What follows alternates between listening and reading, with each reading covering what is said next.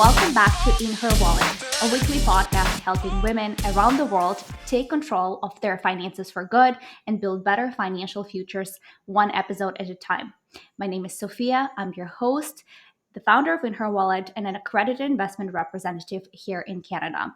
We are recording from Vancouver. It's a beautiful sunny day here today, and I'm very excited for today's episode. The reason for that is because in season 2 of In Her Wallet, besides many exciting updates we have introduced, such as video version of every episode on YouTube channel, we are also doing a new series with female entrepreneurs. And the reason for that is because we want to help guide you if you want to get on that path and start a business of your own, and motivate you and inspire you with ideas of successful women who've had an idea and turned that into success. And the guest I have today, she is also based out of Vancouver. Her name is Olivia Lovenmark. She is the founder of Duchess Cocktails. If you live in Vancouver or anywhere in Canada, you might have seen their cocktails. I actually have one right here. It's very recognizable, but I'm very excited to chat with Olivia today and ask her how she has bootstrapped this business to 10x growth in just 6 months. That's very impressive. So, Olivia, welcome to In Her Wallet. I'm so excited to have you on. Thank you so much for having me. I'm excited to be here. Fantastic. Before we dive in, let's do a little icebreaker. I have 3 questions for you. I'm going to tweak them slightly from what we usually do. The first one is, what's your favorite cocktail? I want to say, I usually ask what's your go-to coffee order, but because you're the founder of Duchess, I'm going to ask you what's your go-to cocktail. I mean, it's always been a Cosmo, which is why we launched a Cosmo in the first place. Yeah. I've never gotten sick of them. I still love ours and choose that. But lately, it's been the French 75, our latest cocktail.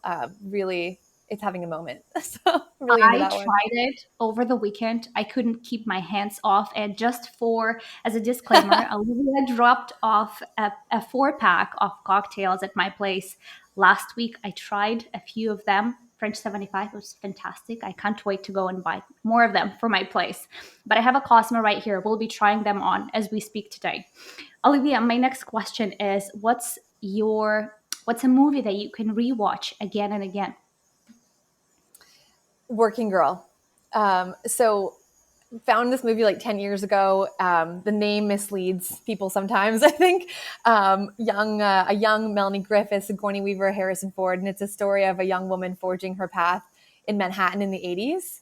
And it's like, I just see so much of, like, identify with her character so much in the journey she's gone through. So highly recommend. The fashion's great. The storyline's great. It's inspirational. Fantastic. And my last question, if you could move anywhere in the world right now, where would that be? Oh my gosh. Like I don't think I would ever move somewhere outside of, like, to live. I only want to live in, well, the future we'll see. But like, Vancouver is such a wonderful place. I couldn't see myself moving.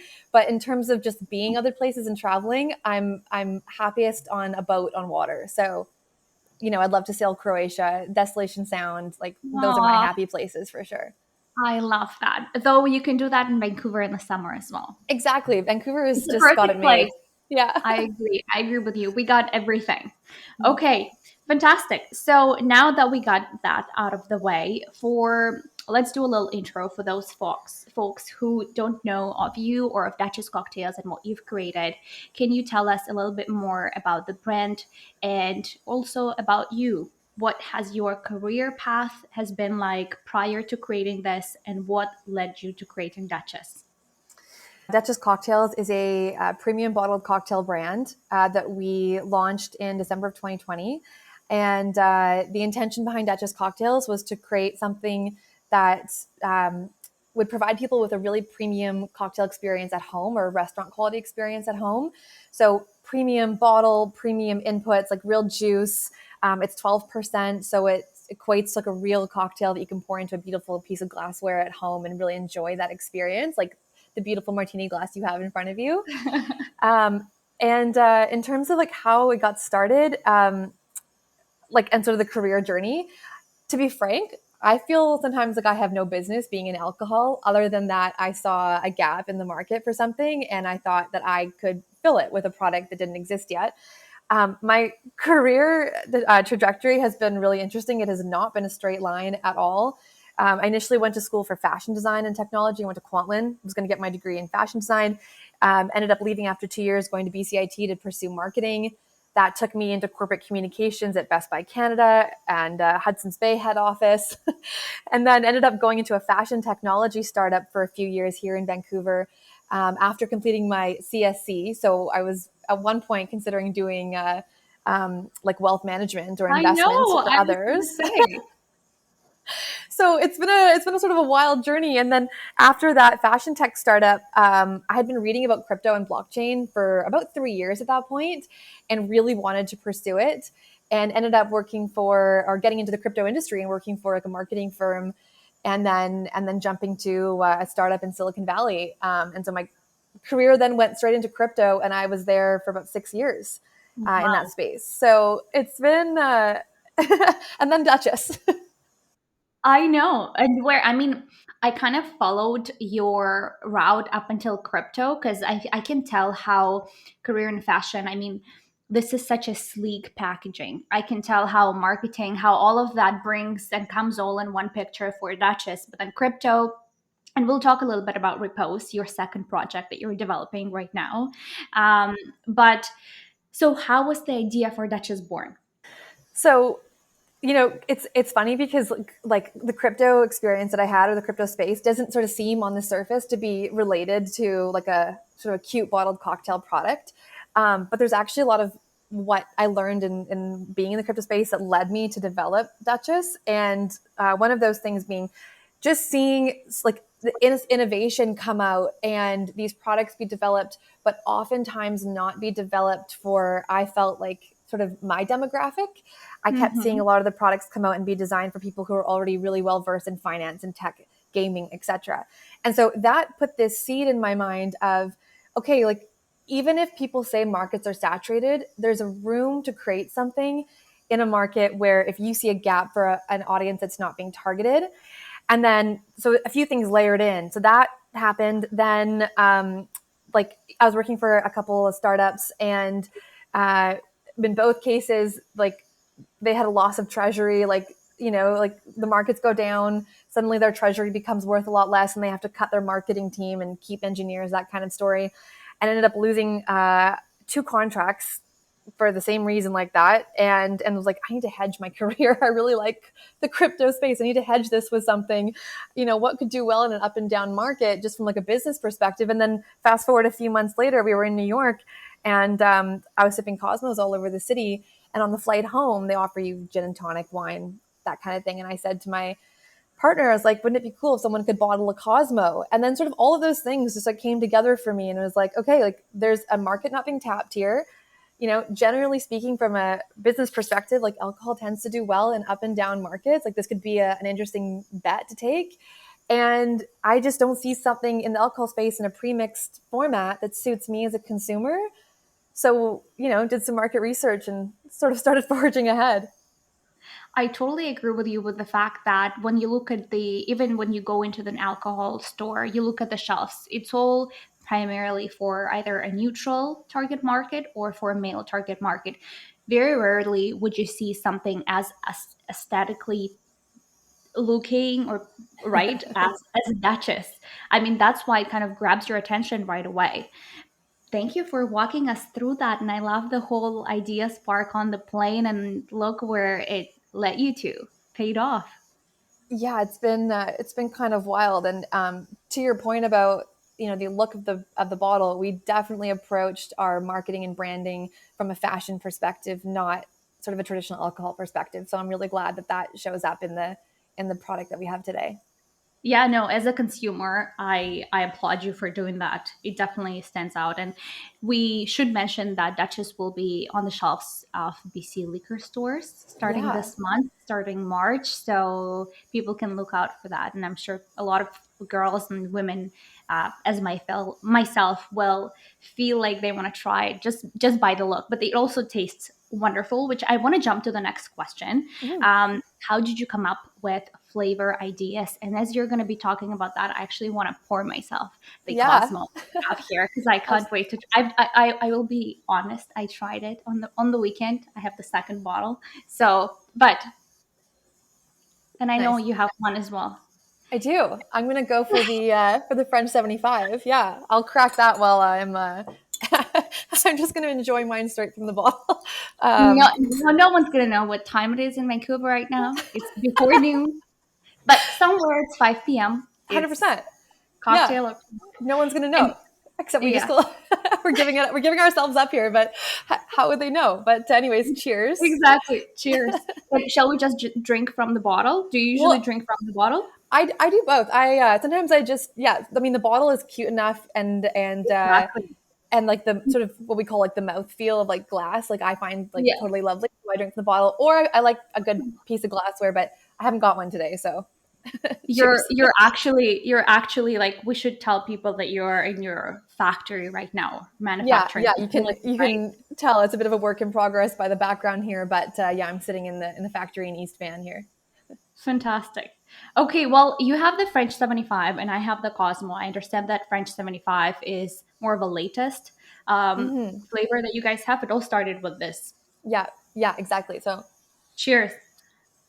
cheers. Let me take a little sip there. So Mhm. in terms of the flavors, yeah, so Cosmo was always my go-to drink. You know, I grew up watching Sex in the City, much to the chagrin of my mother, I'm sure at that time.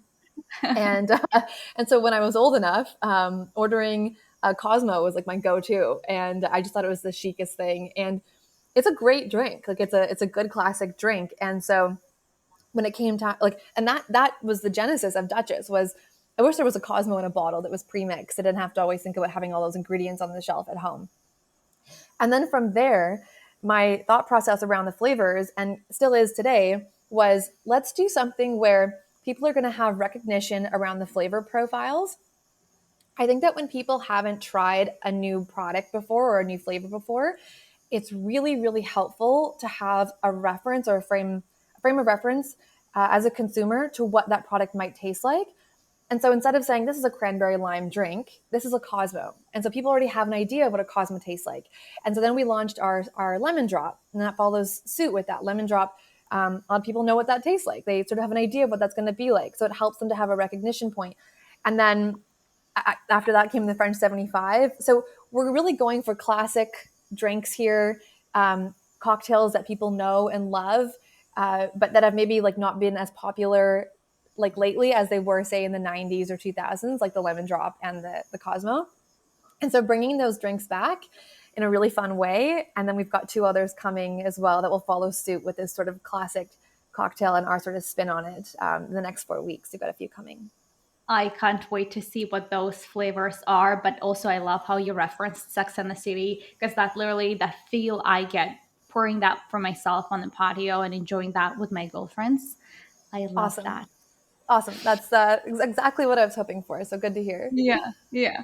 Olivia, how long has it been? So you said 2020 December is when you launched.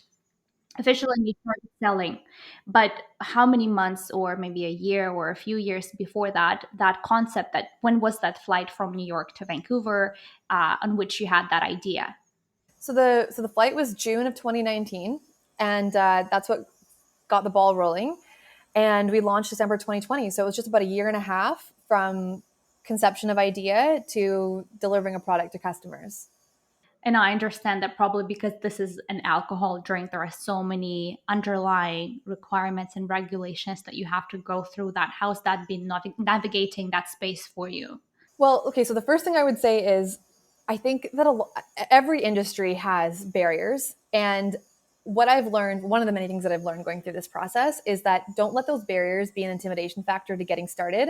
I was so surprised to learn that it wasn't going to cost like $1 million to launch an alcohol brand. That was the idea I had. I just assumed that it was going to cost an insane amount of money to get started and it would probably be out of reach for me.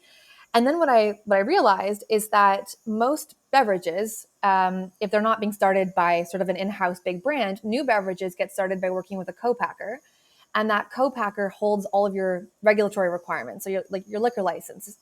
And so all you need is like a base amount of capital to go and bring them the inputs and the bottles, cans, whatever you're doing to do a first size run, which is always going to be a small size run. So it really wasn't like that hard to get started. I thought it was going to be way, way, way harder.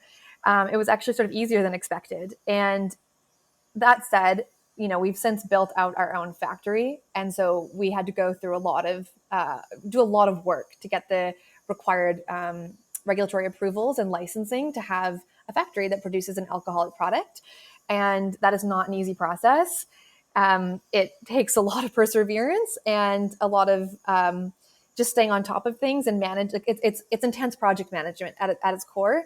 But I have to give the credit for that to my business partner, who's our president at Coop Beverages, who came and joined the company about a year in to my product development process. And he manages Leighton, who actually happens to be my fiance as well. Really talented ops person. Just like I couldn't have picked a better person. Just so happens we work and live well together. Um, yeah, it's worked out. We're really lucky. It's worked out really, really well for us. But he's exceptional on the operational side, and so he manages the operational regulatory side of the business, which allows me to focus on brand, marketing, sales, PR, where my strengths are. Yeah, yeah. But I mean, we got to give credit where credit is due. Being a woman and going into a male dominated space, I understand that alcohol industry is a male dominated Oh space. yeah, yeah, And especially going into the ready to drink type of alcohol that I'm not sure if in 2019 it was saturated already, but I mean, here in Vancouver, you have a few different options. You had to be so brave doing that. And this is kind of my preface to also talking about your bootstrapping journey. I want to highlight the fact that when you started, you didn't raise funds, you went in on your own. So let's move on and talk about that part of the business. But before we do that, how did you make that decision emotionally and financially to go in on your own? yeah. So a few factors went into that, and I think the experience that I had in the tech industry really set the stage for making that decision. Having worked in startups for so many years, I had seen what it was like to manage a cap table of investors who like or did not like the direction that a business was going, how they were harnessing like market trends, how they were managing their cash flow and their treasury, etc. And I felt pretty strongly that at the outset that if I could manage it and, barring any crazy changes to the economic environment or business model, whatever, that I really wanted to maintain control and equity of the company. The space at the time, and you touched on it before, in 2019, like people called the RTD or the ready to drink space saturated at that time, but it really wasn't in comparison to where it is today. But almost everything was in cans, and cans are the cheapest way to produce a drink by far. And using artificial flavoring in favor of juice is the cheapest way to produce a drink as well. And I felt pretty sure that if I was going to raise money, I would probably come up against the same types of objections from people that I did when I was pitching for a co-packer. And those objections were basically like, is there a real target market for this? Like, this is very female oriented. Are women like a viable market? Like, what a dumb question that Is is. that what is these the questions you were being asked That is, at I some mean, it point? sounds wild, but that is a very real thing that a lot of female founders come up against. And it is insane. And I think it just comes down to, most of the people in a male dominated industry like alcohol, a lot of the decision makers are men. Not all. I don't want to mischaracterize it, but it certainly, getting into it, it felt very intimidating. And you just sort of, you are sort of confronted with people who might not understand your perspective on a product, and so they don't get it. I listened to your episode with Christine Locker, which was fantastic. And she made a similar sort of comment in terms of her fundraising experience and coming up against investors who just didn't quite understand the women's perspective on online shopping. So anyway, so that was a really big piece of not wanting to raise capital, was not wanting someone who would not get it, and not wanting someone who would push us towards doing things cheaper and faster. I really, really felt strongly that if we're going to bother with this endeavor, the product needs to stand out. I was not about to go for a lower margin, cheaper product. I wanted to go with a premium, higher margin product, which is what we've done. And I think has been a really good move for us. So that led us into wanting to bootstrap. And then the other piece of it was I actually stayed in my full-time job until this past August of 2022. And so, the circumstances were fortunate in that when I brought Leighton on board, who managed like the back end of sort of our business, the ops side, he became full-time in the business. And I was part-time in Duchess while I worked full-time in tech and maintained that career so that we could self-fund and bootstrap the business. Fantastic. So you did have a cash coming in on your personal, and that was you were redirecting to build this business. Yeah. Yeah. And right now you're full time Yeah. on Duchess, and you are no longer working part time in any other. I mean, aside from repose, I can't just do one thing at a time. Yes. But yeah, full time. And I should note, just for transparency, because I think it's important.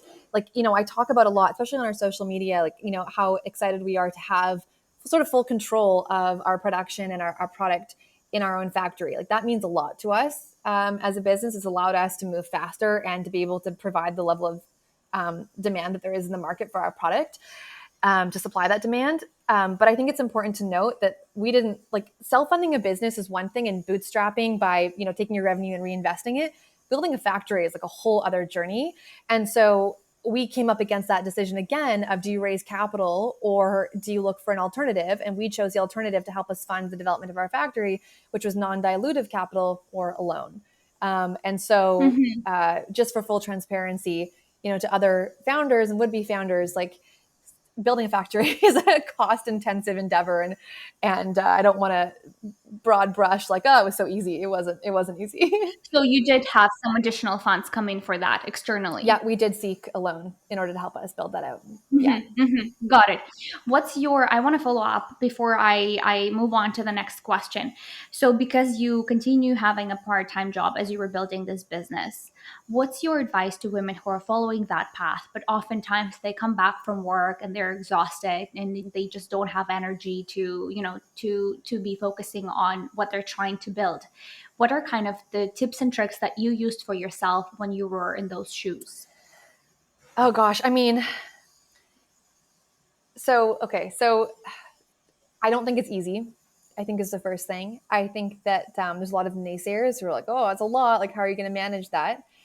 I think that the time is, for me, I've always sort of felt like, the time's going to pass anyway. And this is hard, but I would really like this to exist. So I'm going to push forward at my own pace.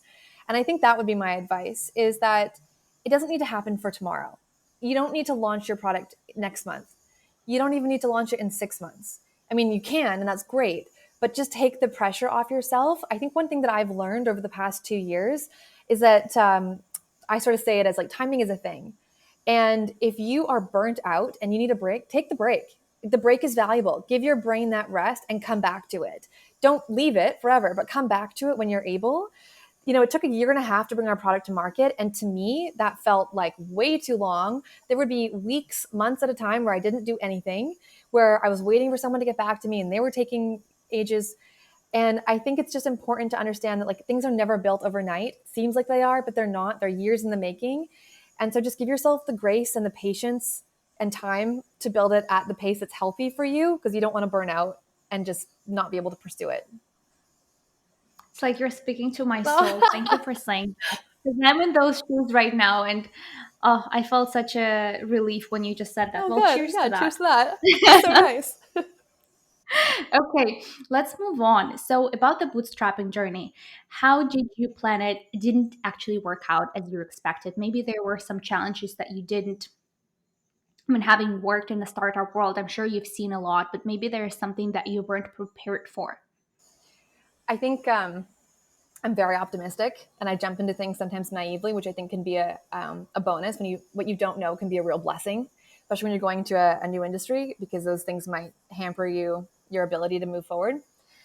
So the first thing was, I just personally wasn't prepared for the jump in costs that the pandemic would bring to us. So, for example, a container, to ship a container was $3,000 US when we started. That was industry going.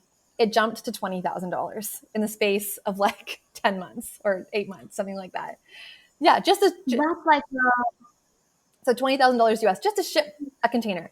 So that just gives you a taste of like some of the pieces that we came up against. And we also saw significant price increases in glass, in aluminum, in cardboard for all of our packaging. Everything went up because there was intense scarcity globally for these inputs. So that was hard. The second thing that bootstrapping really made me confront was my emotional attachment to money.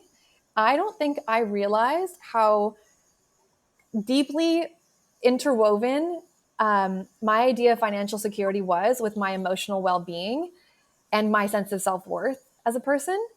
I've experienced, some financial scarcity growing up and in my background, and that has given me this, and I didn't realize this until going through this journey, an intense sort of emotional connection to what financial security looks like. So it's forced me to confront that, and I think I've come out far healthier and better on the other side, where I don't view money in the same way that I used to, and I think that's healthier for me.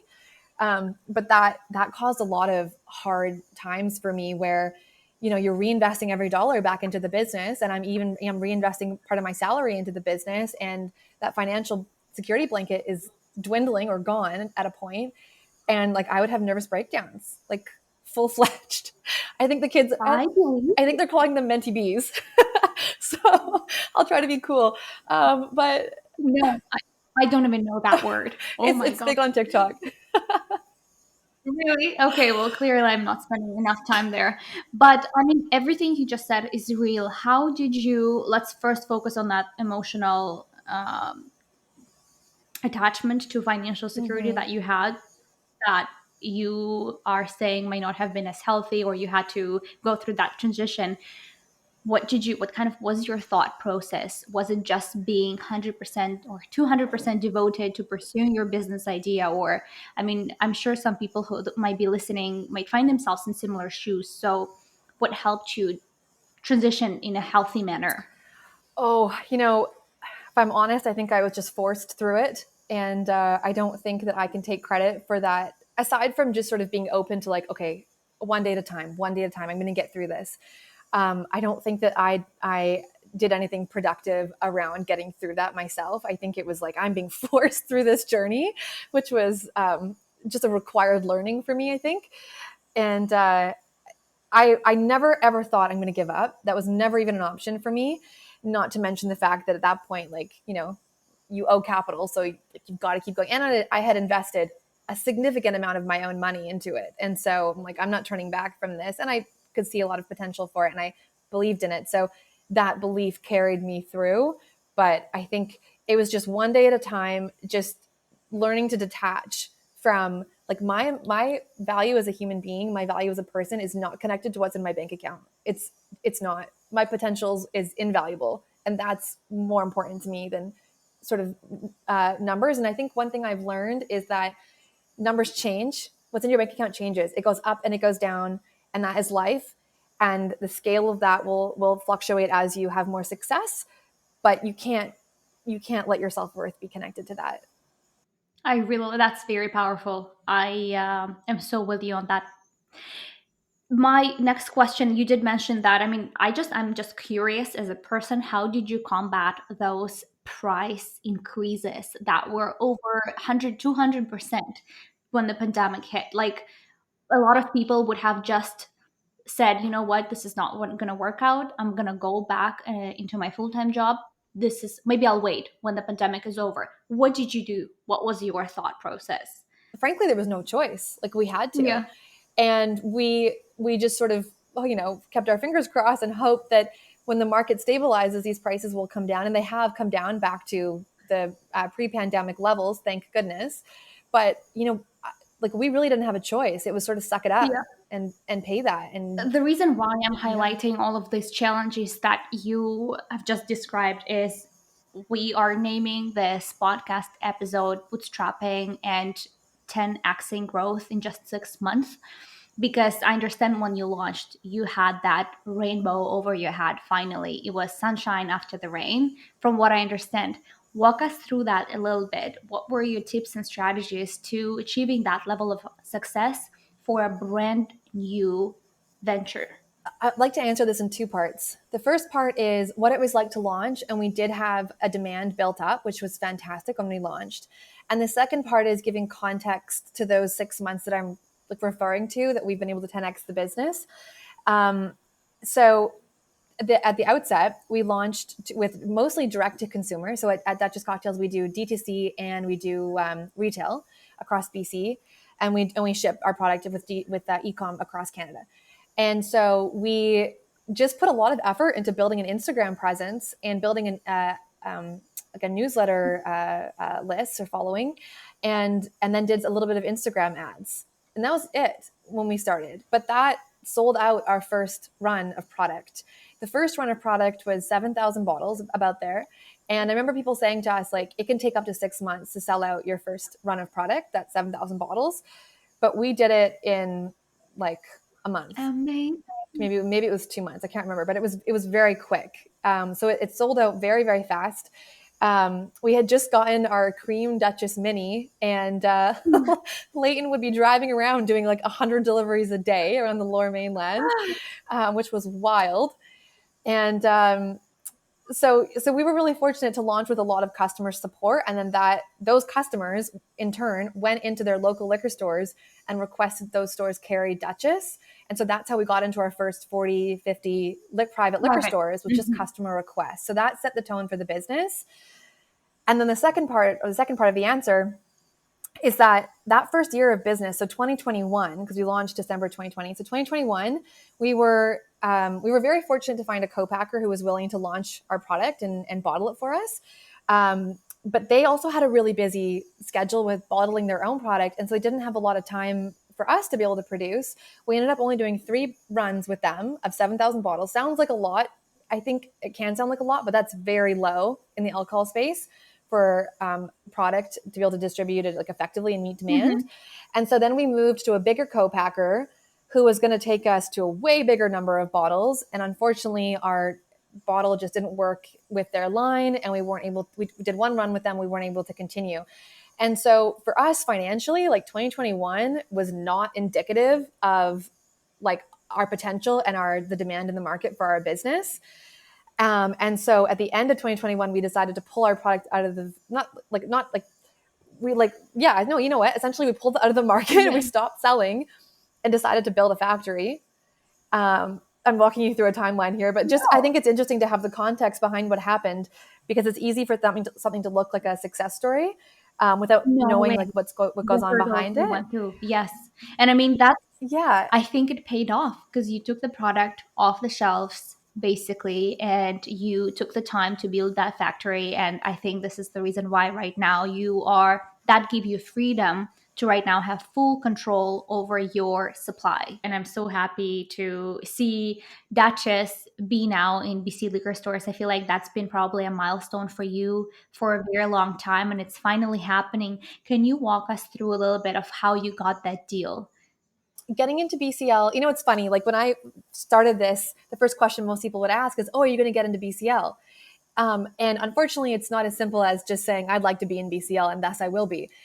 There is a process behind that. BCL is it's a corporation that puts a lot of money like back into our infrastructure in BC, and they run that very seriously, as they should. And so when you come in there as a new product, you have to show years of like productivity, like that you've had a business with demand, that you can meet that demand with supply on a consistent basis, and that they're gonna it's going to be good for them to have your product on their shelves. So and you have to wait for them to do the call for your category before you can apply. So we applied. It took several months before we got the answer, and then we got the yes that Cosmo was going to be officially on 30 store shelves, but other stores can order. And so we've seen since then that other BCLs that are not on that initial 30 list have ordered as well. So I don't know how many BCLs it'll end up being, but it's been we're so excited about that. What's your advice to women who are working on their ventures on their own? What do you have any tips and tricks as to how they can be more productive and effective in their business? Because as a solo founder, you have so many things to care and worry about. How do you stay focused and stay on path? So I didn't do this at the outset, but I think I'm getting better at it now. Is like zooming out, taking a step back from the day to day and looking at what are the three big wins for the week. And I'm a very ambitious list maker, and I can put 100 items on my daily to-do list. And I think that that can end up clouding how you spend your time. I remember there was a book we were made to read in seventh grade by Stephen Covey, and I think it was called The 7 Habits of Highly Effective Teens. And the Yep. initial version was highly effective people, but then there was like a teen version. And I remember him saying, figure out what your big rocks are and then what your little rocks are. And your big rocks are your big priorities and the high value, big ticket items that will move your life, relationships, business forward. Put those in first, and then the little rocks will slot in around them. But if you put the little rocks in first, there's no room for the big rocks. And that has been a mental model that's always stayed with me for, like, if I want to move the needle on our business this week, what are the big things for me? It's like store relationships. It's, maybe an opportunity to have a interview with someone like yourself. It's getting the word out there. And then there's all the little admin tasks that fall in around that. But it's just focusing on your priorities. Olivia, what's next for Duchess in 2023 and beyond? I feel like it's going to be wild for us. Like, we're so excited for everything that's happening. So new products coming out.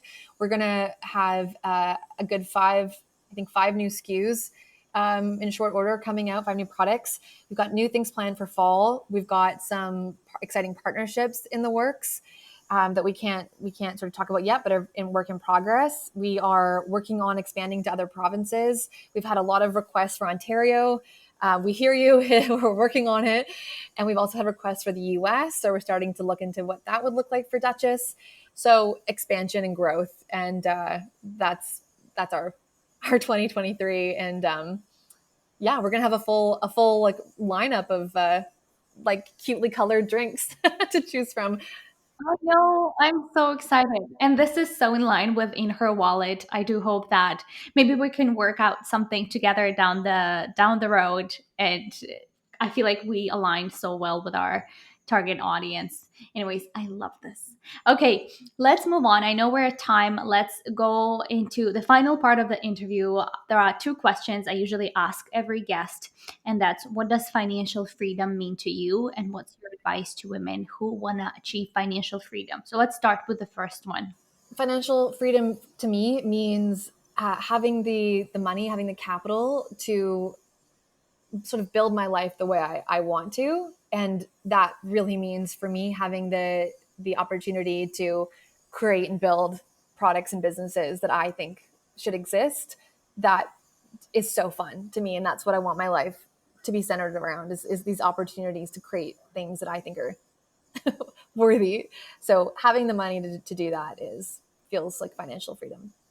And I think your journey is a true definition of doing that and not taking a step back, just staying devoted and fully determined to achieving that. I mean, you've highlighted so many examples today during our conversation of you doing that. So I'm so happy I had you on. What's your advice to women who want to achieve financial freedom and who might relay or share that definition of financial freedom with you? I think so. I think one of the there's a lot of benefits to social media today. I think one of the pitfalls is the comparison factor. And we see a lot of people who reach what appears to be financial success. And, we have to remember that not everything is what it looks like. And that for people who have reached a point of success, that it didn't happen overnight. And so to give yourself, going back to what we talked about before, is to not be hard on yourself and to not be intimidated by that as a reason to not get started. Like, get started.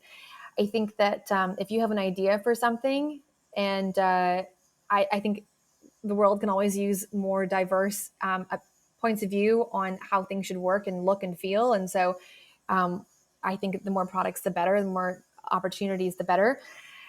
Um, I think that financial independence is really important. And I know for me that it has a lot to do with how I feel about myself, knowing that I have financial independence.